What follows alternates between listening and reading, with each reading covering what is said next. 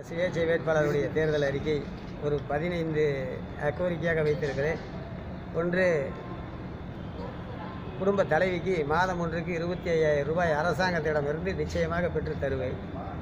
அதேபோல் குடும்பத்தில் உள்ள தவறுக்காக சொல்ல வரவில்லை, அனைவரும் மருந்துக்காக சாப்பிடுவதற்குரிய பிராந்தியை, ஒரிஜினல் சுத்தமான பிராந்தியை பாண்டிச்சேரியிலிருந்து இறக்குமதி செய்து குடும்பத்தில் உள்ள ஒவ்வொரு நபருக்கும் 10 லிட்டர் பிராந்தி மாதம் ஒன்றுக்கு கண்டிப்பாக வழங்கப்படும்.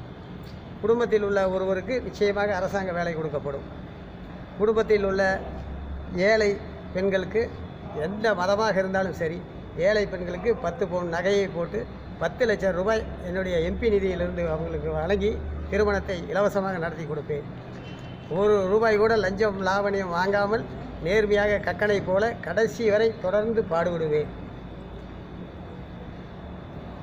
நீர் ஆதாரங்கள் விவசாயிகளுக்கு மிகவும் இருக்கக்கூடிய பிரச்சனை நீர் ஆதாரம்.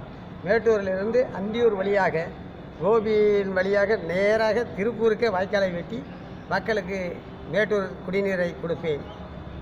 இதான் கோரிக்கை. ஆமாங்க.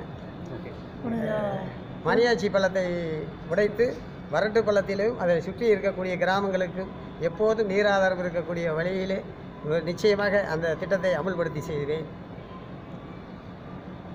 உண்மை செய்திகளை உங்கள் கண்முன் கொண்டு வரும் காவிரி நியூஸின் யூடியூப் சேனலை சப்ஸ்கிரைப் செய்யுங்கள். நொடிக்கு நொடி நாட்டு நடப்புகளை தெரிந்து கொள்ள kaverinews.tv, Facebook, Instagram, Twitter போன்ற சமூக வலைதள பக்கங்களோடு எப்போதும் இணைந்திருங்கள்.